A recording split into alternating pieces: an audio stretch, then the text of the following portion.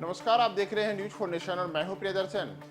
बिहार में जातिगत सर्वे को लेकर के इसे चुनौती देने वाली याचिका पर आज सुप्रीम कोर्ट में सुनवाई हुई और सुप्रीम कोर्ट ने बिहार सरकार को इसे लेकर के एक नोटिस जारी किया है। जी हां, बिहार सरकार को सुप्रीम कोर्ट की ओर से एक नोटिस जारी किया गया है और इस नोटिस का जवाब देने के लिए बिहार सरकार को 4 सप्ताह का समय दिया गया है। दरअसल बिहार में जो जातिगत सर्वे हुआ है, इसके आंकड़े पहले ही 2 अक्टूबर को सार्वजनिक किए जा चुके हैं और आंकड़े जारी होने के बाद इसे लेकर के याचिकाकर्ता की ओर से कहा गया था कि बिहार सरकार ने, ये जबकि पहले से यह मामला कोर्ट में चल रहा है, तो उसने अचानक से यह रिपोर्ट जारी करके कोर्ट की सुनवाई के बीच में ऐसा करके यह संवैधानिक नहीं है। तो इसी को लेकर के आज सुप्रीम कोर्ट में सुनवाई हुई। सुप्रीम कोर्ट में पहले से यह मामला 6 अक्टूबर को सुनवाई के लिए सूचीबद्ध था, तो तमाम चीजों को लेकर के सुप्रीम कोर्ट ने आज एक तरीके से कहें तो याचिकाकर्ताओं को एक झटका भी दिया है और कहा है कि हम किसी भी सरकार को नीतिगत फैसला लेने से रोक नहीं सकते, लेकिन सरकार का यह उत्तरदायित्व है कि अगर वह जातिगत सर्वे के लिए है तो सर्वे में जो सर्वे रिपोर्ट है वह रिपोर्ट केवल और केवल सरकार के पास ही सुरक्षित रहे, न कि यह सार्वजनिक डोमेन पर आम लोगों के लिए आ जाए, ताकि आम लोगों की निजी जानकारियां सार्वजनिक हो जाएं। ऐसा नहीं होना चाहिए। इसके साथ ही जातिगत सर्वे या जातिगत गणना को लेकर के सुप्रीम कोर्ट ने आज कई अहम टिप्पणियां की हैं।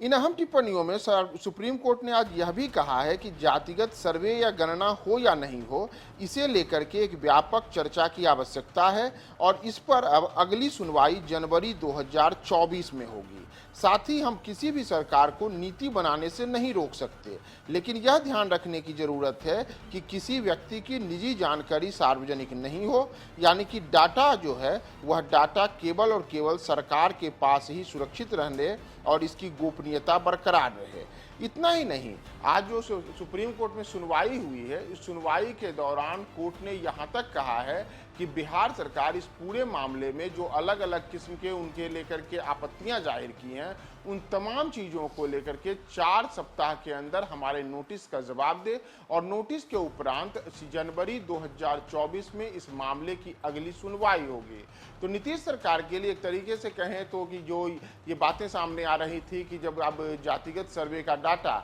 पहले ही जारी हो चुका है तो इस पर आज सुप्रीम कोर्ट कोई सख्त टिप्पणी कर सकता है, तो उसमें सुप्रीम कोर्ट ने एक तरीके से आज बिहार सरकार के लिए एक राहत दी है और कहा है कि हम नीतिगत फैसलों में किसी प्रकार से रोक नहीं लगा सकते हैं, लेकिन इस मामले में जो अलग अलग किस्म की आपत्तियां हैं उस पर अब बिहार सरकार को 4 सप्ताह के भीतर सुप्रीम कोर्ट में जवाब देना होगा और साथ ही यह बताना होगा कि जो ये डाटा जारी हुआ है और जो डाटा एकत्रित किया गया है, इन तमाम डेटों की गोपनीयता है, इसे लेकर के किस प्रकार की तैयारी है। तो बिहार में जातिगत सर्वे को लेकर के आज सुप्रीम कोर्ट का यह एक अहम निर्देश आया है और इस निर्देश में बिहार सरकार के लिए अगले 4 सप्ताह काफी अहम है कि वे 4 सप्ताह के बाद इस मामले में नोटिस का जवाब सुप्रीम कोर्ट में दायर करेंगे और इसी के साथ जो अगली सुनवाई होगी वह अगली सुनवाई अब जनवरी 2024 में फिर से जातिगत गणना को लेकर के सुप्रीम कोर्ट में की जाएगी।